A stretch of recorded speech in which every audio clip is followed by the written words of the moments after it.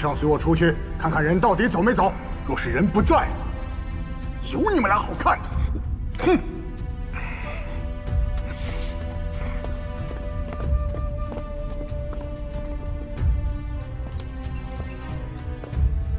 经过欧阳导师和陈木大师的批改，成绩已出，现行公布。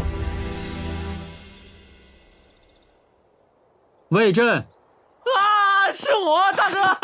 我就说我在炼药一途上很有天赋的嘛。安静。魏震，多谢。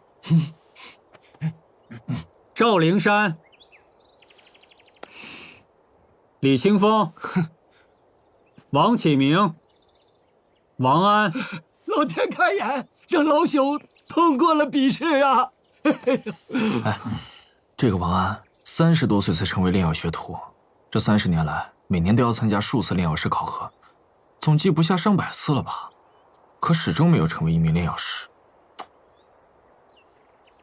你们几个通过考核的，收拾收拾，跟我进来吧。且慢，为何我不在名单之中？没你名字，便是没有通过考核。我不可能没通过笔试。不可能，秦晨，你以为你谁呀？哼！好了，没你名字便是没有通过考核。你若再阻碍考核，别怪我不客气。秦晨，你以为炼药师的考核是那么容易的吗？可笑！哼！那我们先进去了。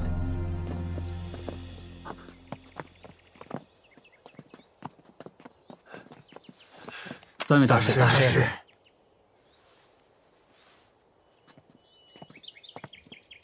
谁是秦晨？我便是。你是秦晨？流光大师，是陈木药师给他报的名，没有惹怒到您吧？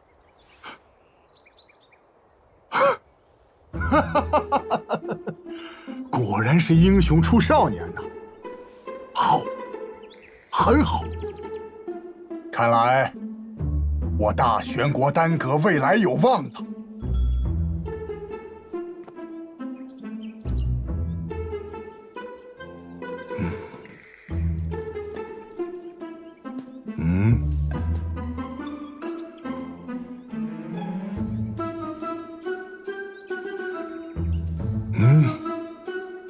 好，你们7人随我一同进去，参加第2轮考核。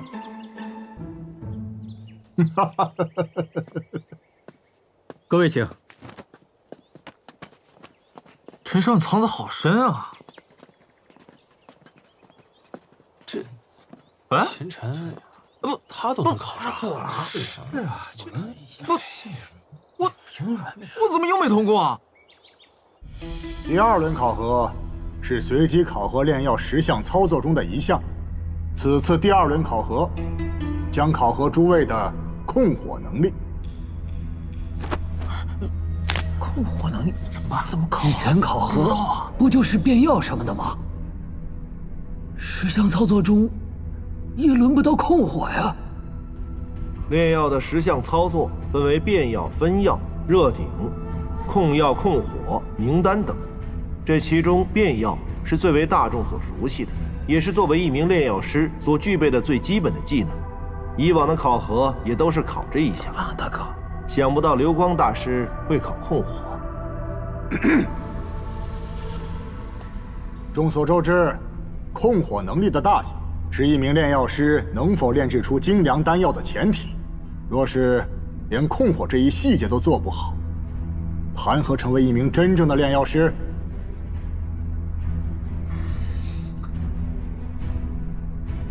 第一个，魏震，展示你的控火能力吧。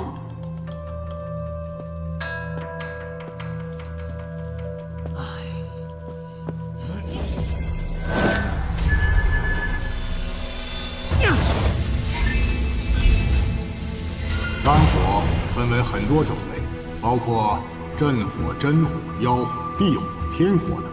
其中，震火、妖火是后天所有，为外火，而炼药师自身真气所形成的火焰为真火，属于内火。炼药学徒没有专门修炼过火系功法，无法形成真火。掌握真火是炼药师最基础的。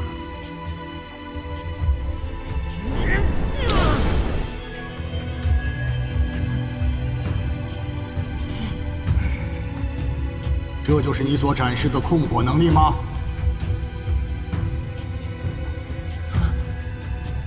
将你面前的火焰分为3朵，呈品字形，展示一下。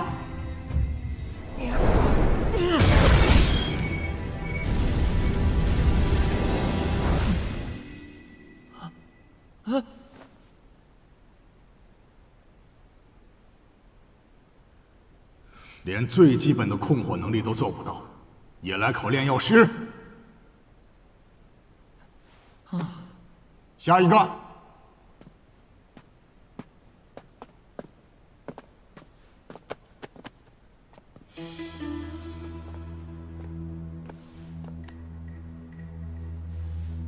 众所周知，控火表面上考验的是炼药师控制火焰的能力，实则上却是考验炼药师精神力的强弱以及细致能力。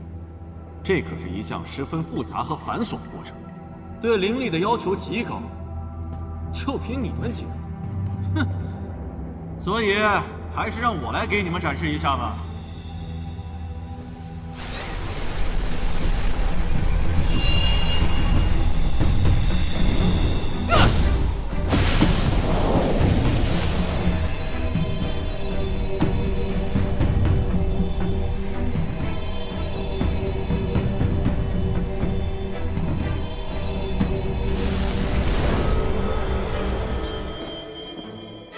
怎么回事？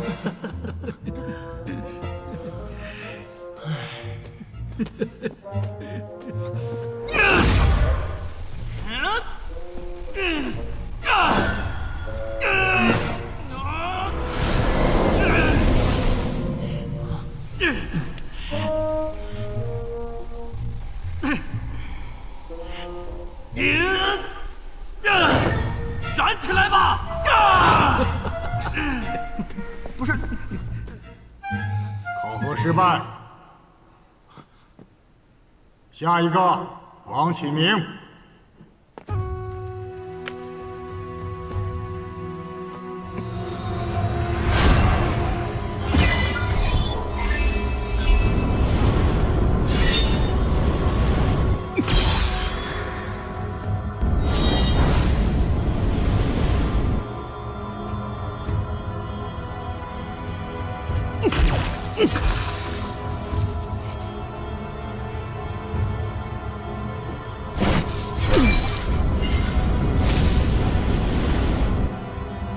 你也退下去吧。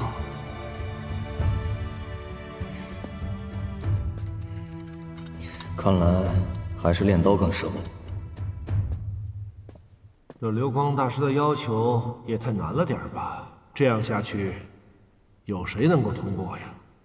下一个，赵灵山。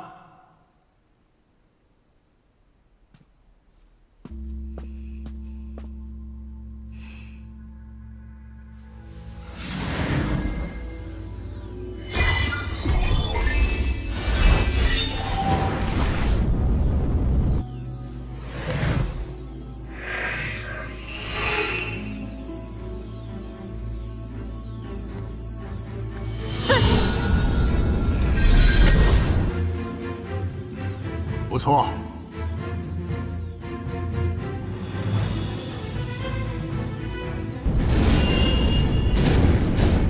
好，终于完成了一个。不错，你通过了。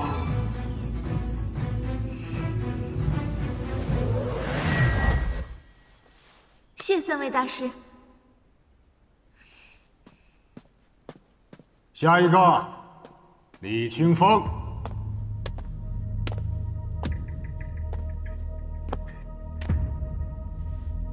分焰是控火能力最基础的技能，一名炼药师必备的能力。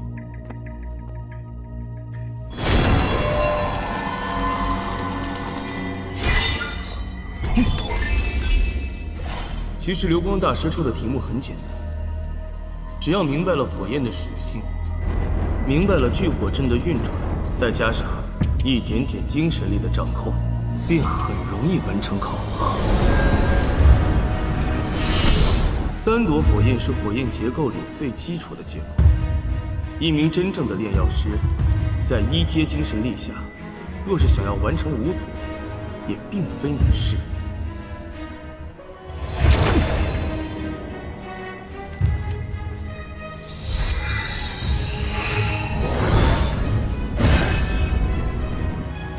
5朵，5朵，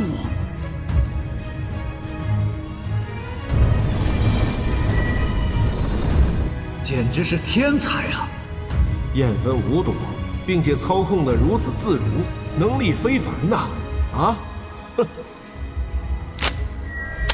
还算不错，你通过了。多谢流光大师。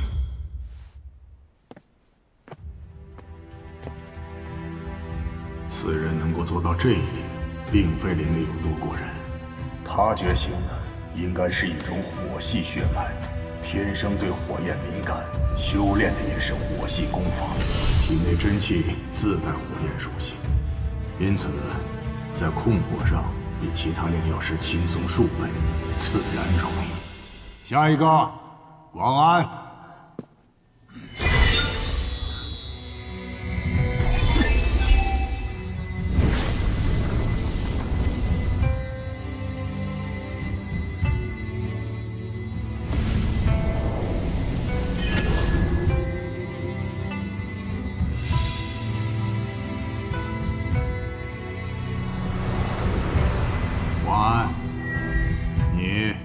通过了，竟然通过了3个。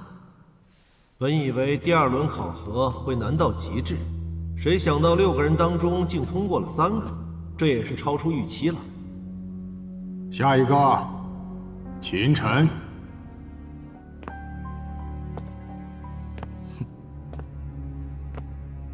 秦晨，我倒要看看你有多大的能耐。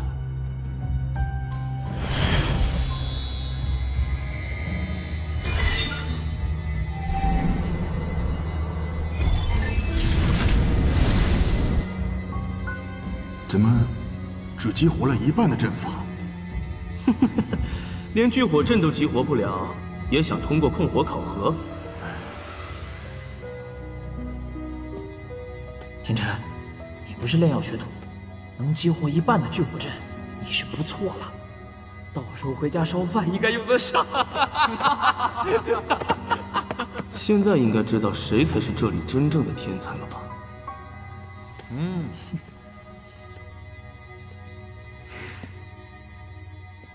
秦晨，你下去吧。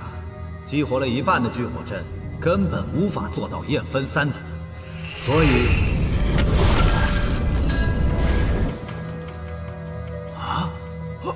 魔族为火，五欲大乱。上神秦晨降世，除魔未到，荡清域内。被尊为武神。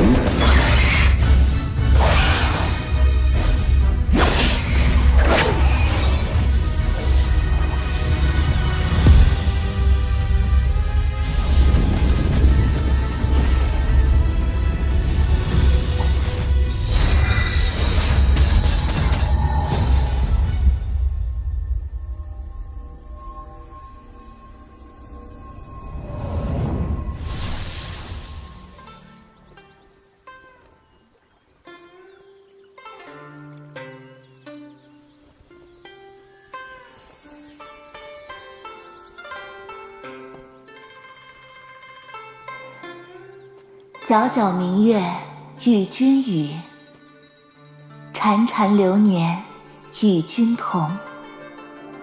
云云花落与君老。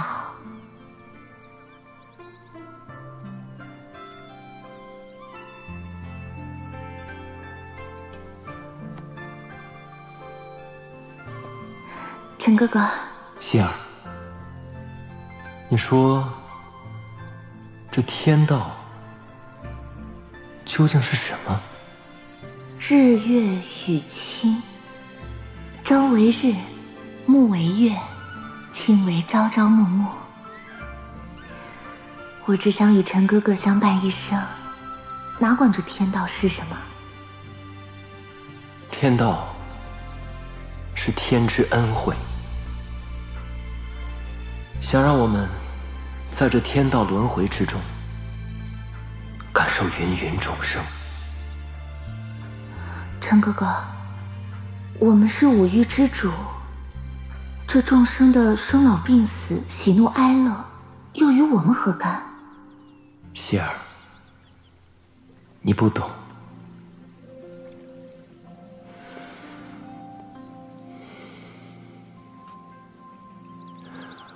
众生皆苦，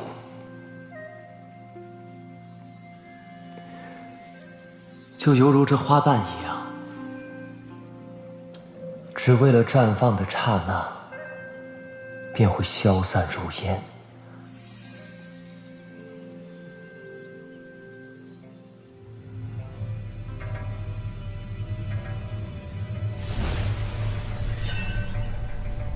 希儿，我们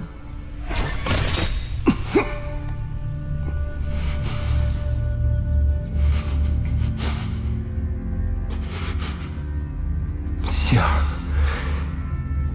你陈哥哥，别怪我。为什么？为什么？你难道不知道为什么吗？你根本就不懂我。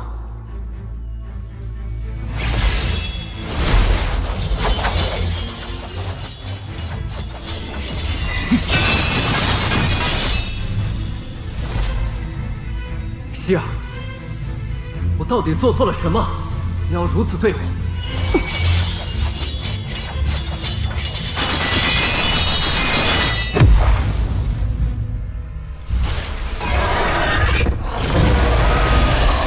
少羽，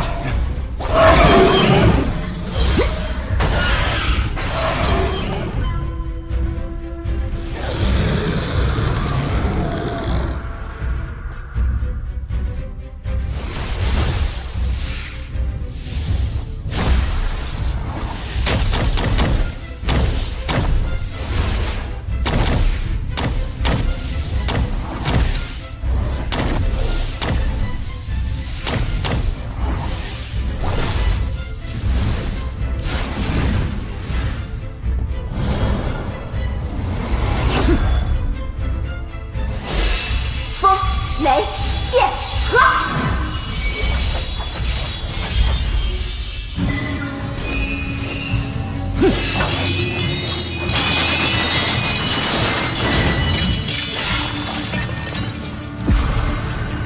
奸臣，看我的星河绝印！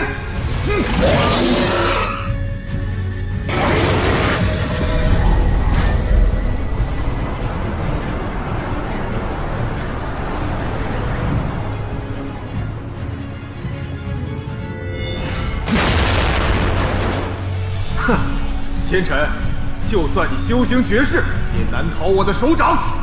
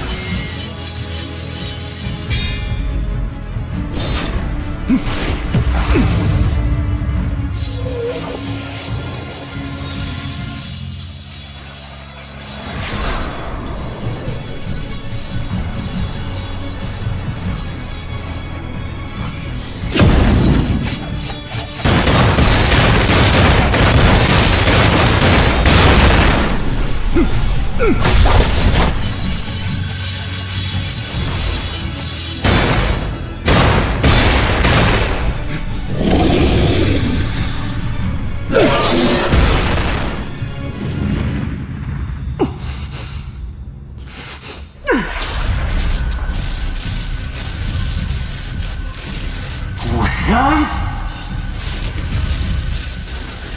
向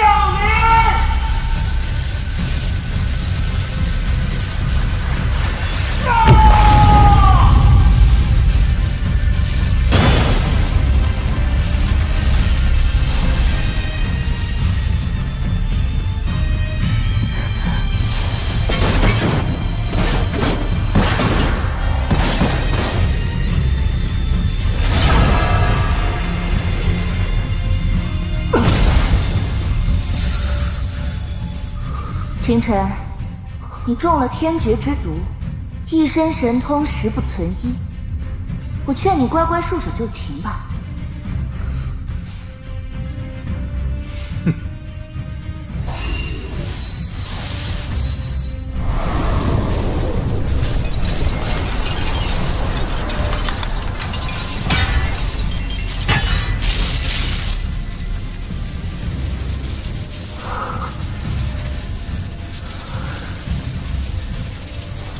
困住我，没那么容易！天魂剑术，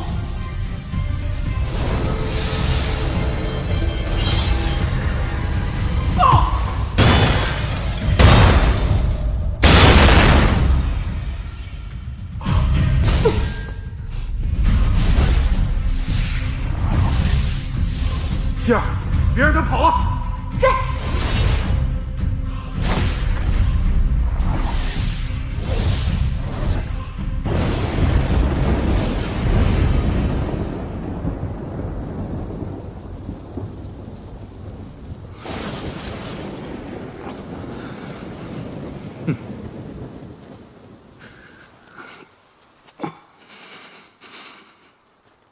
秦晨，无论你怎么逃，也逃不出我们的手掌心。希儿，少羽，你们为什么这么做？你们一个是我最爱的人，一个是我兄弟。为什么？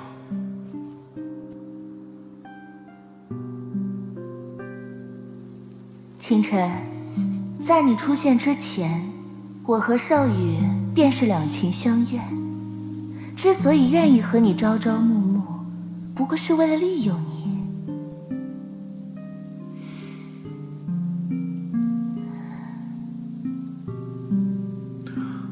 本想把你当做一个踏板，没想到你这个家伙还挺有能耐，一路开疆拓土，替我建立了天武帝国，也不管我这么多年和你虚情假意的做兄弟，还要忍受日复一日你和希儿卿卿我我。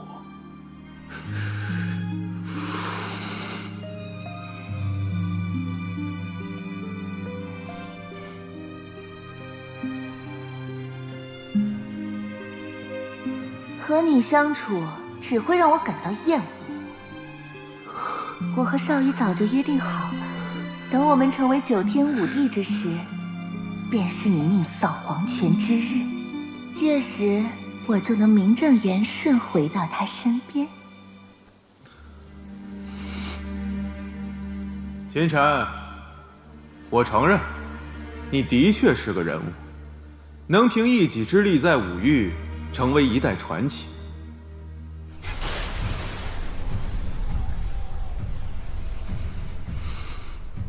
很可惜，今日你就要命丧于此，成为我开国的祭品。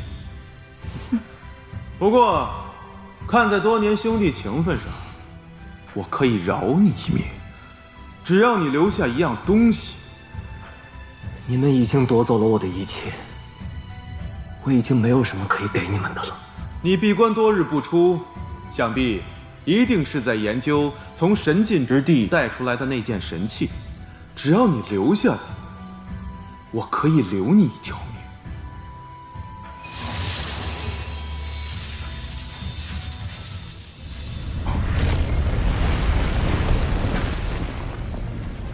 我前尘看破了天机，却没看透人心。我追逐了半生，都在与天命抗争，没想到会落到今天这步田地。少羽，你还是不懂我。我前尘贪生，却从不怕死。小心！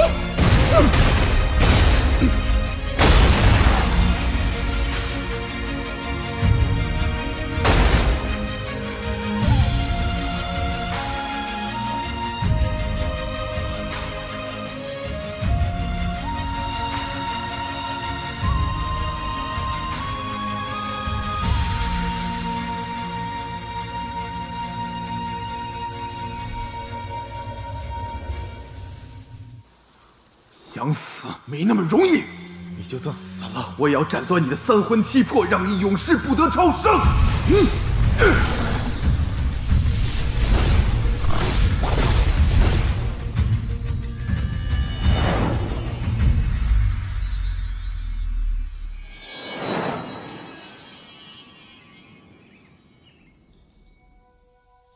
陈儿，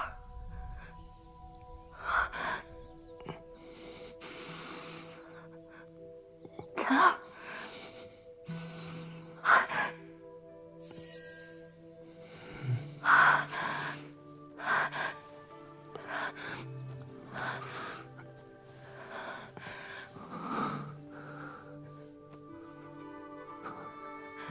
我这是……你终于醒了，陈儿。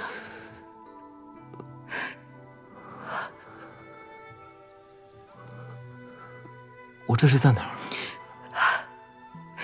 娘亲还以为你永远都醒不过来了。娘，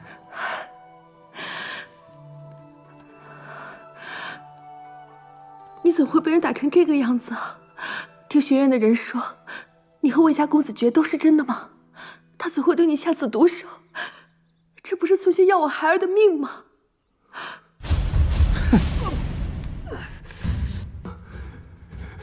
别杀我！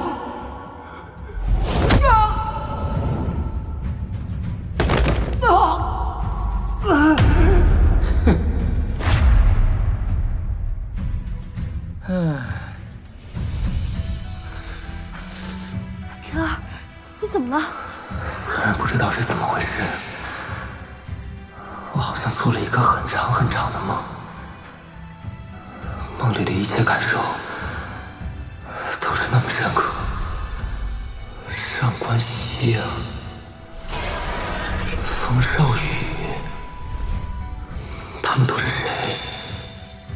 冥冥之中，似乎有一种命数，让我脑海中多了这样一段记忆。没事吧，陈儿？我没事。你都已经昏迷3天3夜了，吓死娘亲了。以后再也不许你行事如此鲁莽，听到没有？如果你要是不在了，你让娘亲一个人怎么活？孩儿知道了。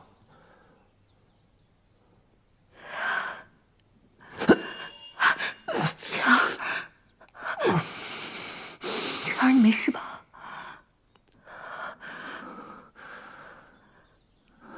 没事。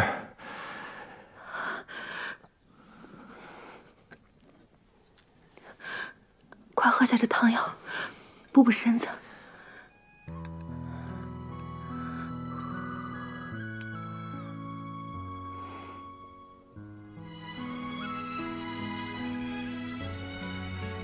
娘亲年轻的时候，号称大选第一美人，是王都无数王侯公子爱慕的对象。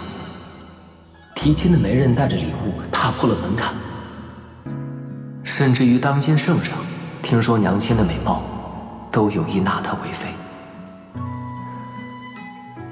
可就在这个时候，娘却突然离家出走，消失在众人的视线里。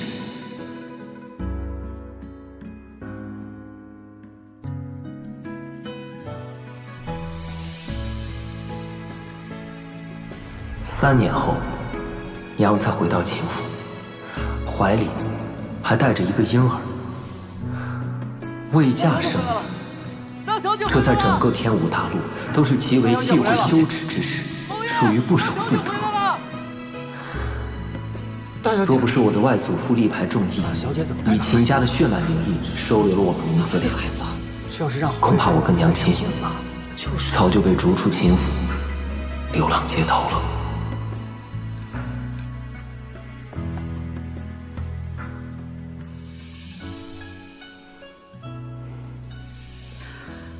陈儿，虽然这一次你没有觉醒血脉，但是不要紧，以后还有机会。没有觉醒血脉。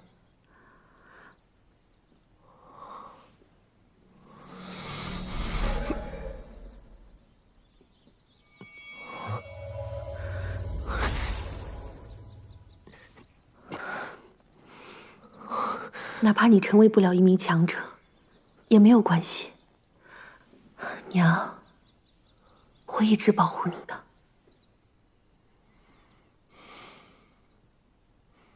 娘，你放心，孩儿不会被这点挫折击垮的。既然如此，娘就放心了。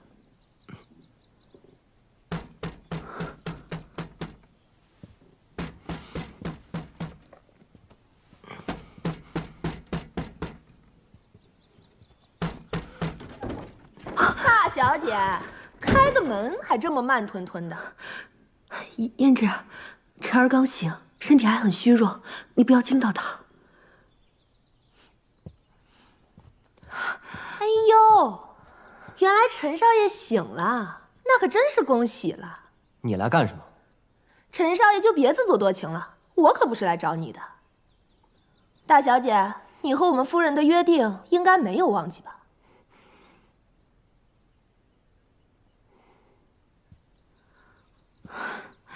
晨儿，你好好休息，娘出去一趟。娘，你要去哪儿？我跟你一起。傻孩子，娘就在这王府之中，你好好休养身体，娘亲去去就回。娘，你告诉我，你跟赵夫人到底约定了什么？一个半死不活的人，问那么多干什么？本姑娘告诉你得了，你娘答应了我们夫人今天和齐王爷见面，现在齐王爷已经到了大厅，就等你娘过去了。你可别坏了我们夫人的好事。你说齐王赵启瑞，赵凤这到底安的是什么心？竟然让我娘去见赵启瑞那个混蛋！你滚出去！你是什么？大小姐，看你教的好儿子！你和齐王爷的事情，当初可是你亲口答应的，想反悔不成？不可能！赵启瑞那个狗东西，之前来找过我娘多少次，都被我娘一口回绝了。我娘怎么可能答应他？这你得问你娘亲了。晨儿，你伤病初醒，当心伤了身子。娘只是去见他一面，不会如何的。娘，你现在去见他，岂不是往火坑里跳？陈少爷还有脸问？当初你与人私斗昏迷不醒，眼看就要活不成了，你母亲恬不知耻的在我们夫人门外跪了一夜，求她赐下回神丹。要不是我们夫人……你住嘴！赵夫人当初可是答应过我，不会将这件事情说出去。母亲为了救我，竟受了这般屈辱。大小姐，别说了，我跟你走。娘，我们哪儿都不去。从今天起，孩儿不会再让您受半点委屈。至于你，现在就给我滚出去！叫你一声陈少爷，还真当自己是个少爷了？放肆！别忘了你的身份，你只是秦府一个丫鬟。哎呦，大小姐还跟我显摆起来。夫人早就料到你会出尔反尔。来人呐，将大小姐带到客厅去，别让夫人和贵客久等了。大小姐，得罪了。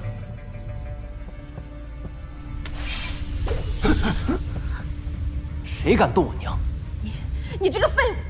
别忘了这个家是谁做主，还不快将大小姐带到客厅去！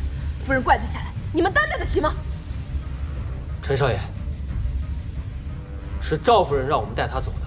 倘若你执意阻拦的话，就休怪我们两个不客气了。不要命的话，可以试试，我看你们谁敢动我娘！你们这群狗仗人势的东西，信不信我按家规把你们流放3000里，一辈子翻不了身。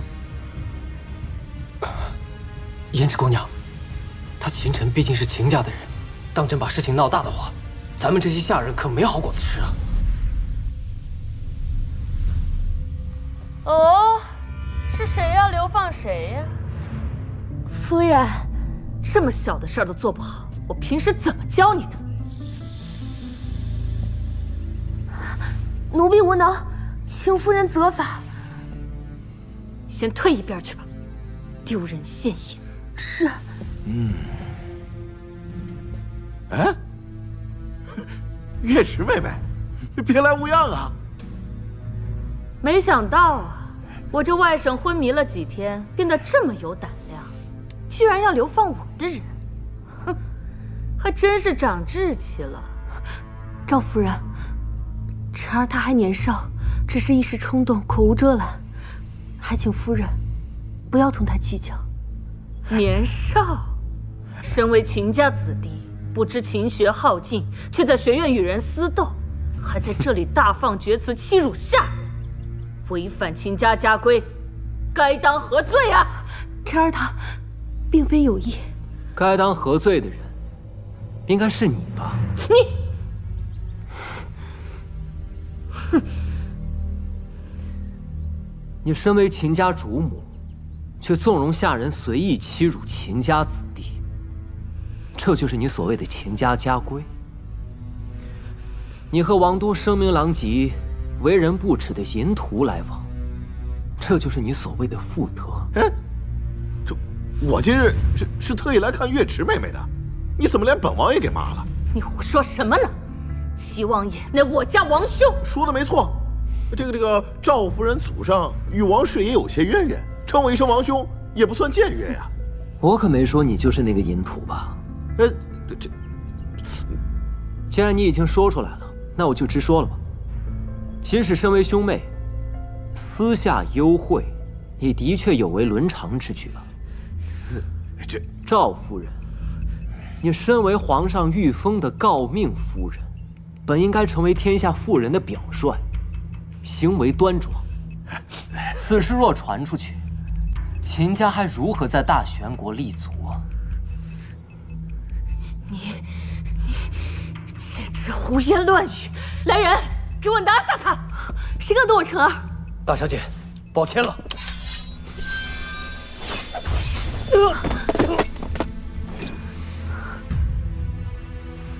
秦晨，你竟还敢还手，这可是你逼我的！来人呐，家法伺候，以儆效尤。大胆，还不快把剑放下！放下！晨儿不要！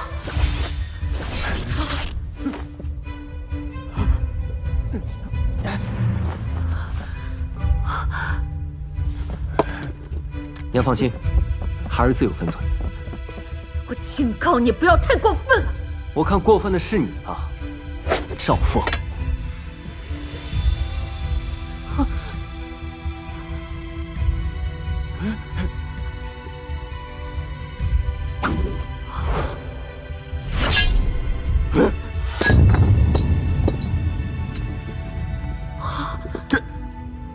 以后谁再敢打我娘的主意，下场就如同此晚。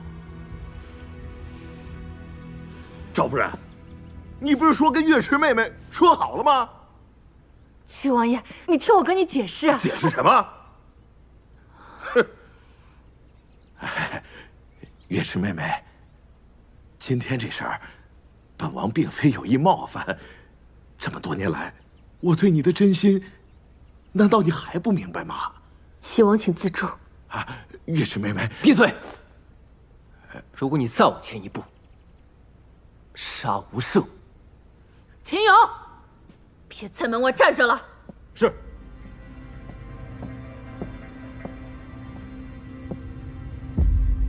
把他给我就地正法。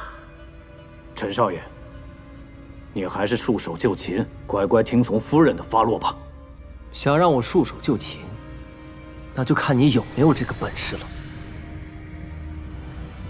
既然如此，恕老奴僭越了。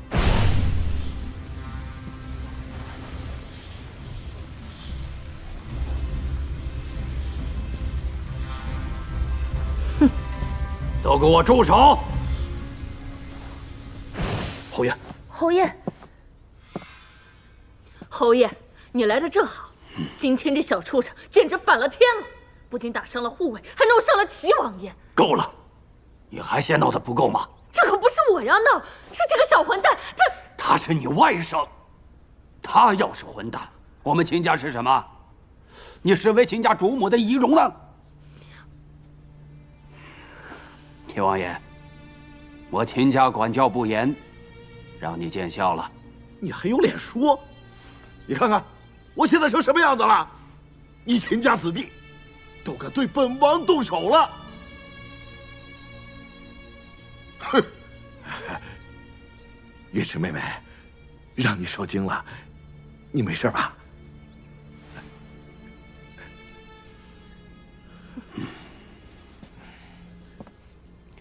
秦远红，今天这事儿，我倒要看看，你怎么给我交代。今天这事，秦某自会给王爷一个交代。不过王爷今天到毕府来看舍妹，这事儿传出去不太好吧？秦某府中还有要事要处理，就不留王爷了。秦远红，你好大的威风啊你！今天这事儿，咱们没完！哼！不送。王爷，还有你们，该干什么就都干什么去。是。是。走。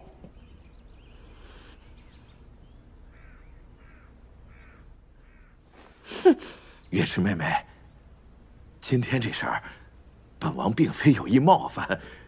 这么多年来，我对你的真心，难道你还不明白吗？齐王，请自重。啊，月池妹妹，闭嘴！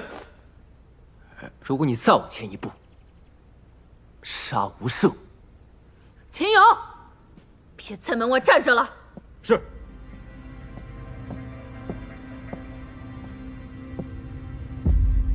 把他给我就地正法。陈少爷，你还是束手就擒，乖乖听从夫人的发落吧。想让我束手就擒，那就看你有没有这个本事了。既然如此，恕老奴僭越了。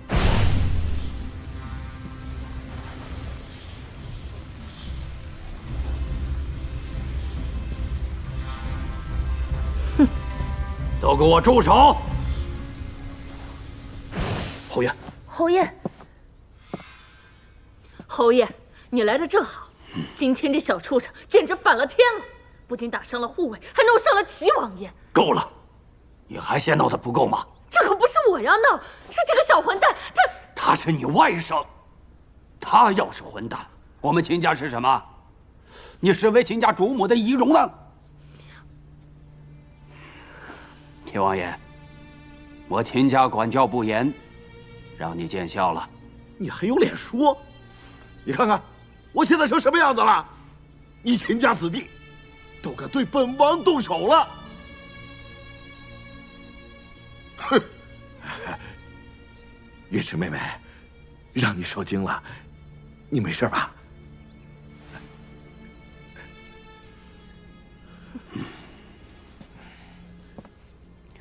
秦远红，今天这事儿，我倒要看看，你怎么给我交代。今天这事，秦某自会给王爷一个交代。不过王爷今天到毕府来看舍妹，这事儿传出去不太好吧？秦某府中还有要事要处理，就不留王爷了。秦远红，你好大的威风啊你！今天这事儿，咱们没完！哼！不送。王爷，还有你们，该干什么就都干什么去。是。是。走。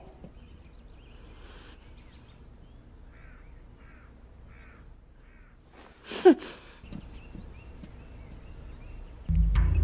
秦晨，长出息了，都敢动手伤人了。刀剑无眼，快收起来。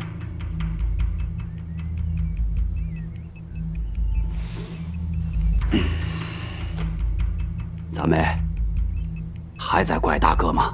侯爷，月池不敢。当初你背着家里出去，又未婚生子，给秦家带来多大的影响？我身为家主，也是出于无奈才……月池不怪侯爷，一切都是月池自作自受。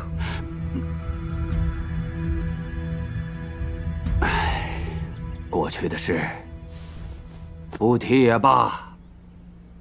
今天的事，我可以暂时不追究。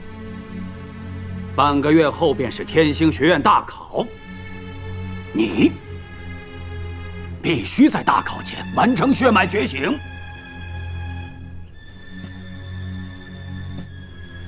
好让王都的达官贵人们都知道，我秦家的子弟个个都是人中龙凤，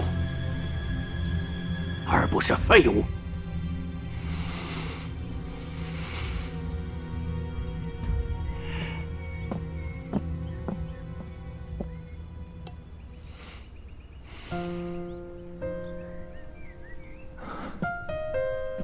娘，娘，没事吧？娘没事。娘，你饿了吧？娘给你做点吃的。好。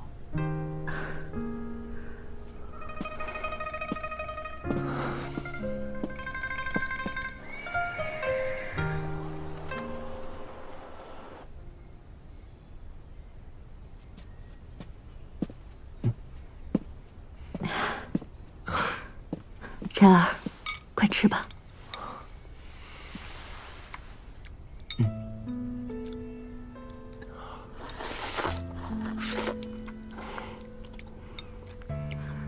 慢点。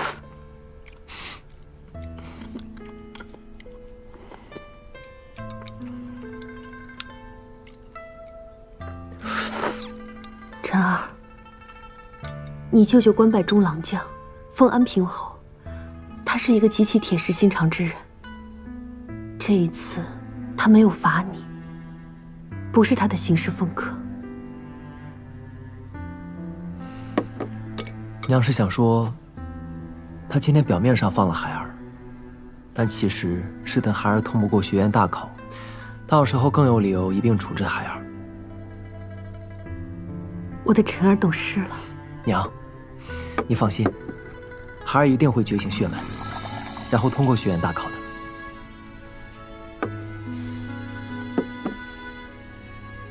娘相信你。以晨儿的年纪，血脉觉醒已无可能。但是，身为母亲，能做的只有相信她。晨儿，哪怕我们不在秦家，我也会。娘，就算你现在就要离开秦家，孩儿也有能力养活你，一定不会再让你受到半分委屈。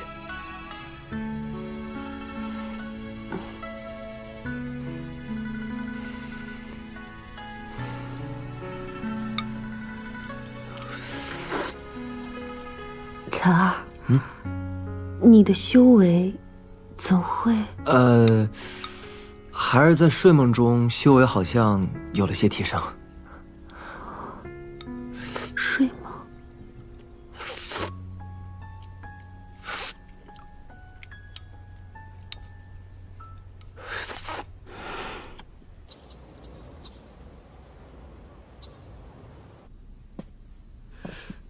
秦远红，你今天到底怎么回事？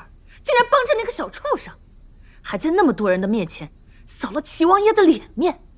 你说说，你到底是个什么意思？你问我，我还没问你呢。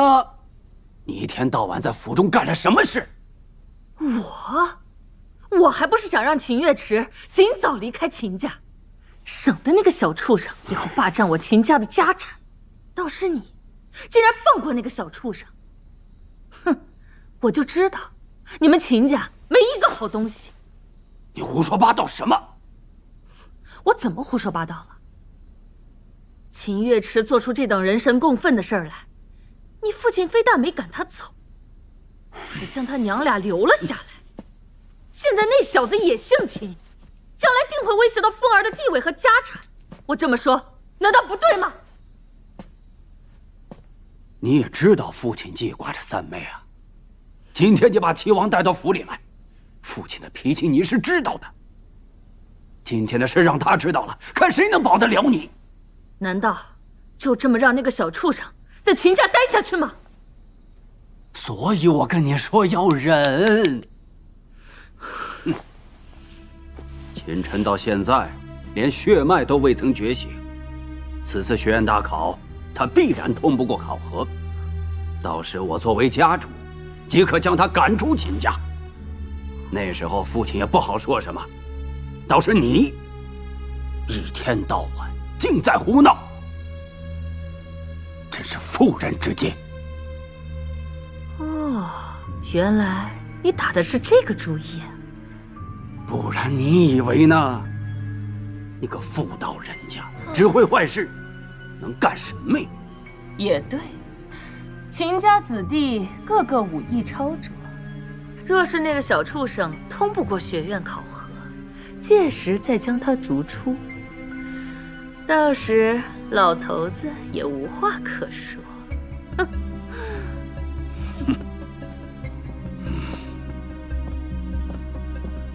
秦晨，我看你还能蹦跶多久？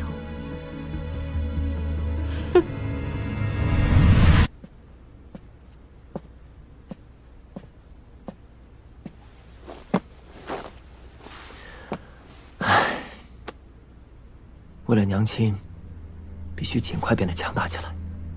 第一步，觉醒血脉。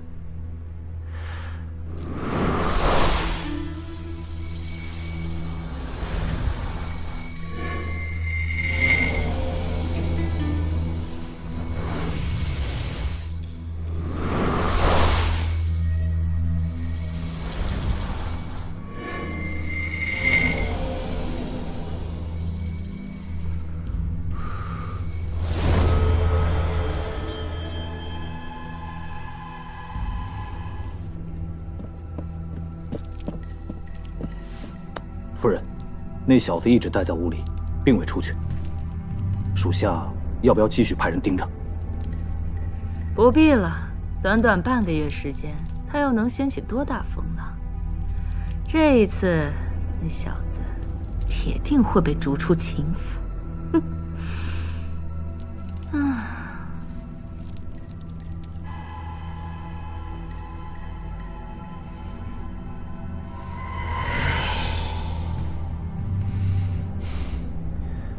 无法觉醒血脉，原因无非有二：一是这体内的气脉太过稀薄；二是这副身体出了什么问题。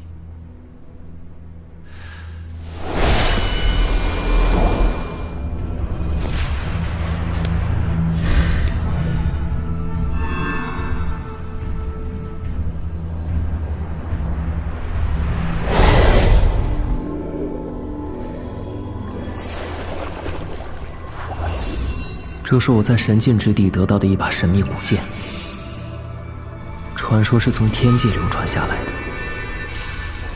你整日闭关不出，一定是在研究从神境之地带回来的神器吧？只要你留下它，我可以留你一条命。风少羽和上官希儿想要得到的，便是此物。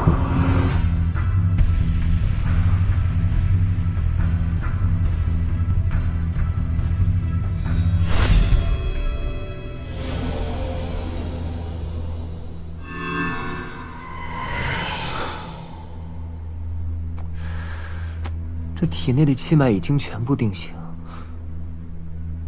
想要觉醒血脉的话，只能破而后立。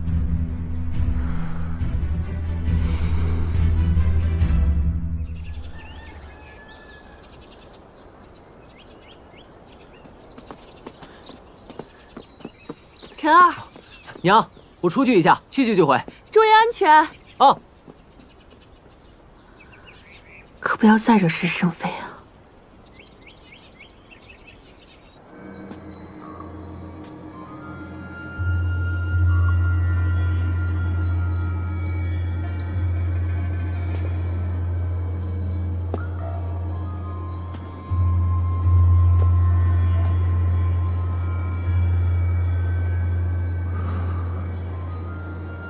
终于到了。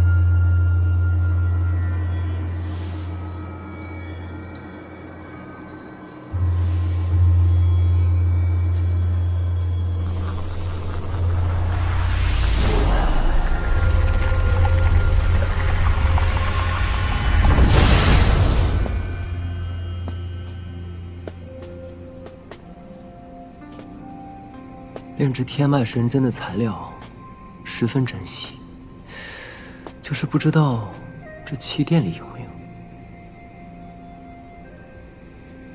寻常人来到气殿，必定战战兢兢。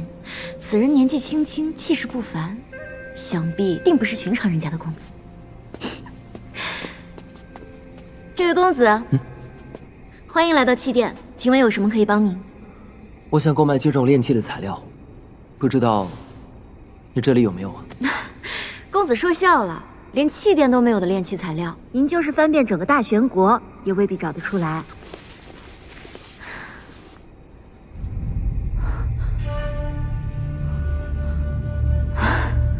公子，您这怕不会是写错了？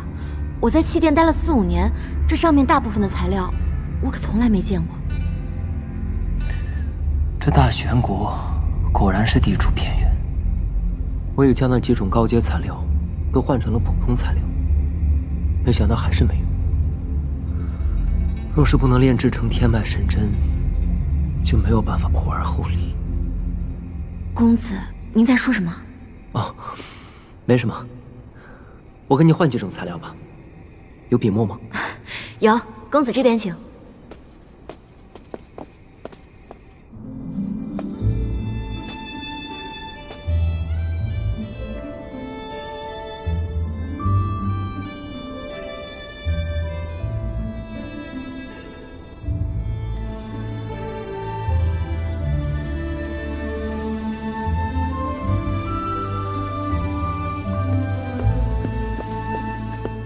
灵山郡主，郡主，郡主，灵山见过秦奋公子。郡主啊，你此次前来气殿，所为何事啊？家父让我来拜见梁羽大师。正好，我也有要事要找梁羽大师，不如我们一同前往。行。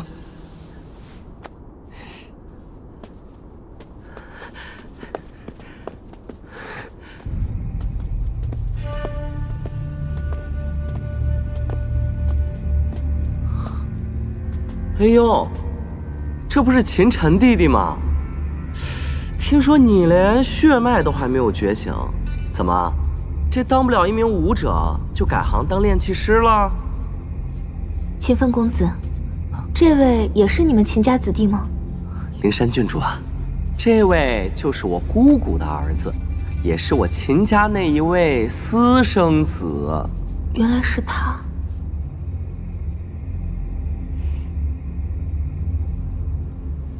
秦晨，这里可是气殿啊，不是你该来的地方。这几种材料你有吗？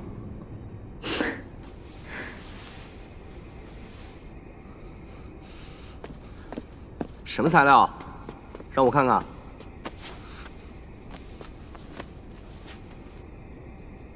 黑曜冥石，这东西价值1000金，你也买得起啊？还有这些都是些什么乱七八糟的？你也知道黑曜冥石啊？我为什么不能知道？今天就让你开开眼。这是我父亲花了38000枚银币，从通天阁拍卖行买下来的，想找梁羽大师为我炼制一把宝兵，睁大你的眼睛，好好看看。秦晨，你连血脉都没有觉醒，出来肆意招摇，简直丢我们秦家的脸！你现在这语气，还真是越来越像你母亲了。你居然敢这么跟我说话！秦范公子，请住手。两位公子，这里是气殿，严禁私斗，否则不管什么缘由，都会严厉处罚。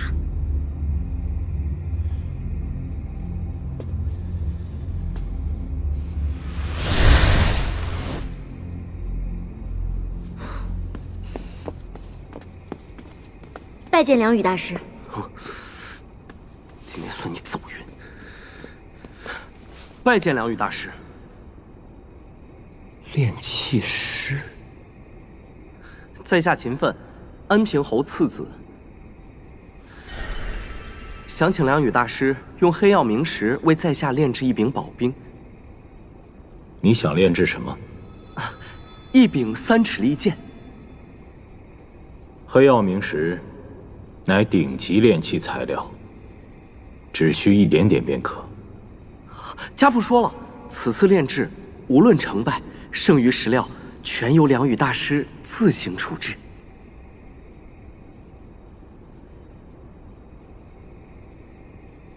好，我答应了。多谢梁羽大师。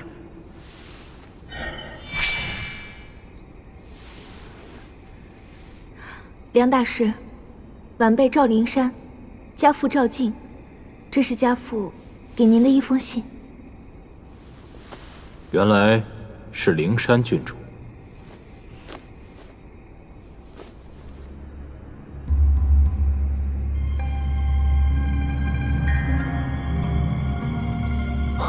这难道是？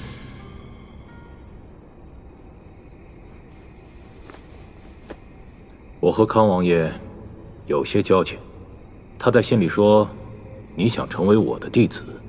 是，晚辈想成为一名炼气师。我收弟子，向来不问身份来历，只问天赋资质。你若不合格，即便是康王爷的女儿，我也不会收的。晚辈知晓。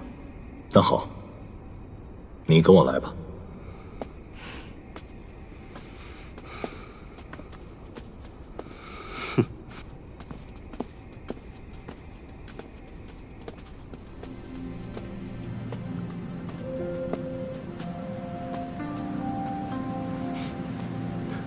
你跟过来干什么？晋升。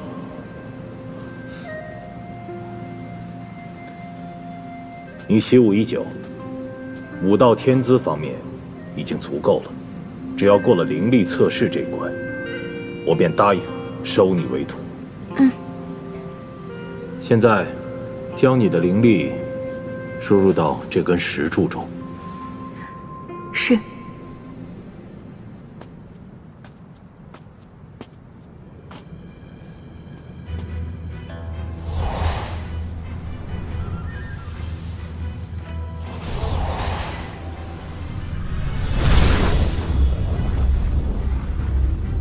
成为一名炼气师，最重要的是灵力天赋。唯有强大的灵力，才能在兵器中篆刻下各种铭文，使普通武器能够成为一柄宝兵。灵力强度够了，松手吧。接下来，测试灵力天赋，将你的感知融入到这块水晶中。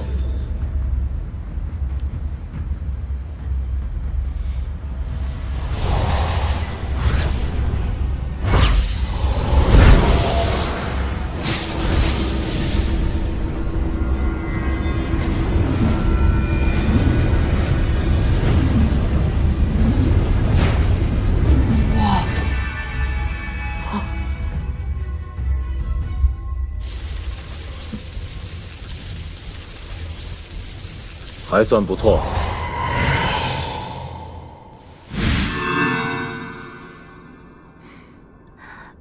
梁大师，我通过了吗？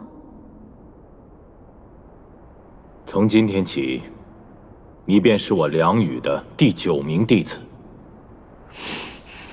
弟子拜见师父。恭喜灵山郡主拜师成功。多谢秦分公子。灵山郡主客气了，能够陪灵山郡主前来，是我秦分的荣幸。闲话说完了，你们2个可以走了。是。灵山，你跟我来。你叫梁宇？秦晨，你疯了吗？竟敢直呼大师名讳！大师，舍弟不懂规矩，还请梁大师见谅。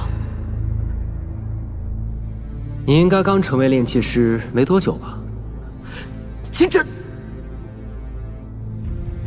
看在你还年少的份上，我不和你计较。现在，给我滚出气殿！想要成为一名炼气师，就必须炼制一把宝兵。如果我没猜错的话，你当年考核炼制的应该是一把火属性的宝兵。你怎么知道？我不光知道你炼制的是一把火属性的宝兵，我还知道你就要死了。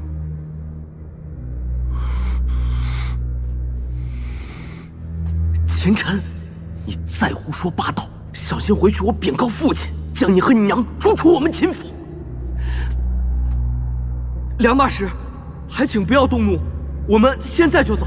现在想走，晚了。梁宇，只有我能解你的毒。如果我是你的话，绝对不会出手。你从何处知道我中毒的事？你运动真气的时候，天门、中枢2穴，是不是会感到不适？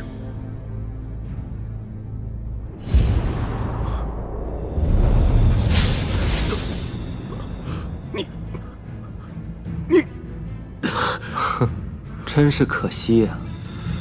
好好的一个炼气天才，如今就要经脉尽废，变成一个死人了。你究竟是谁？师父，你没事吧？你们都给我退下！听到了吗？都给我退下！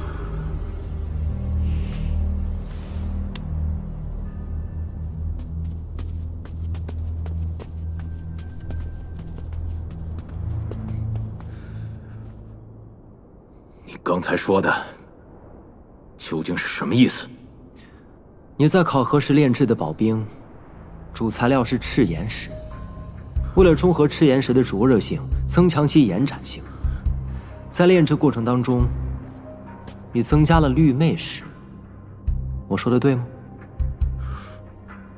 绿魅石是制作魅毒的主要材料，最经不起炎性物质的催发。你为了通过考核，居然用了这等手段，如此投机取巧，如何配得上你炼气大师之名了？哼，我不知道你在说什么，一派胡言。魅毒并不致命，所以你当然无所谓。但是你为了解毒，服用了大量的解毒丹。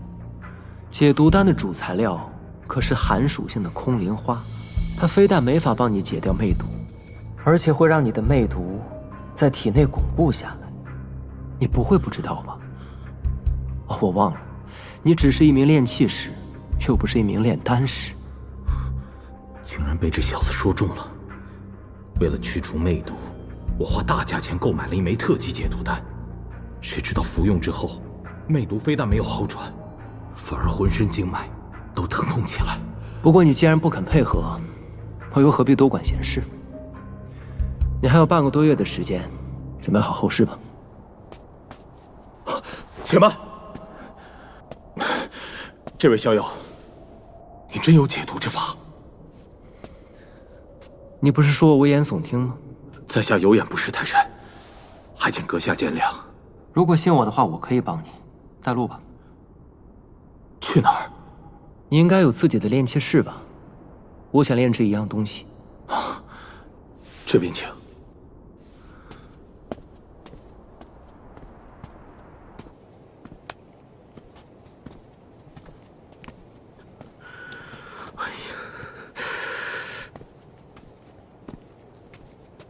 啊！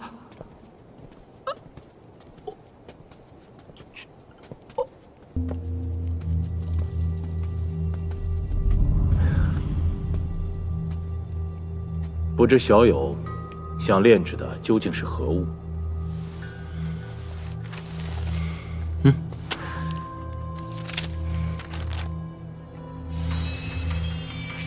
小友是从何处获得这张图纸的？这你就不用管了，只管帮我炼制即可。墨迹还未干，莫非是什么传世之作的临本？不，即便是临本，光是这娴熟的笔法，也一定是出自大师之手。这精细程度令人惊叹，毫无瑕疵可言。你还要看多久啊？这神针的精妙程度远超想象，至少要炼器宗师才能炼制，我恐怕无能为力。这些你都不用担心，我会指导你炼制。你？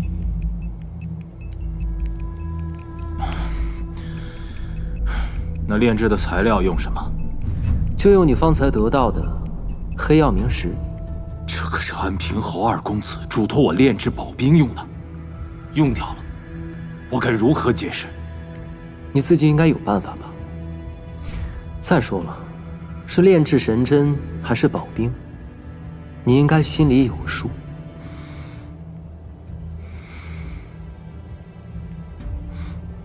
我要如何才能相信你？宜晨不宜急，运气的时候避开鸠尾穴。不出多时，经脉的疼痛会全部消除。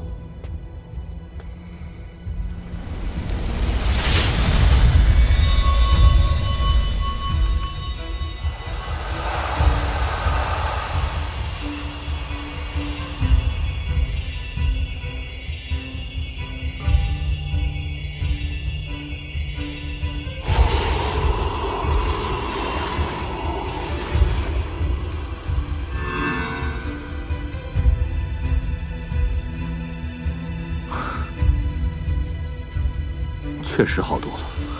此法呢，只会帮你暂时得到缓解。等你事情办好之后，我会将解毒的方法告诉你。别耽误时间了，开始吧。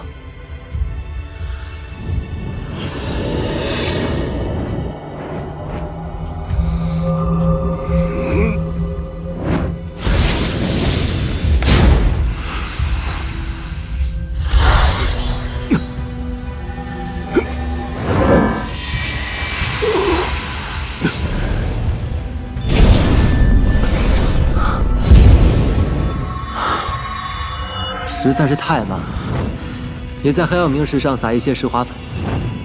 石华粉，这东西撒在黑曜冥石上有什么用？岂不平添杂质，变成了一块废料？让你加你就加，届时跟杂质一起剔除即可。这是你让我加的，废掉了黑曜冥石，可别怪我。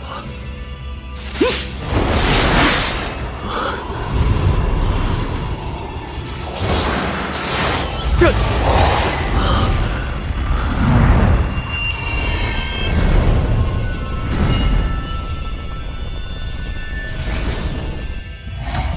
愣着干什么？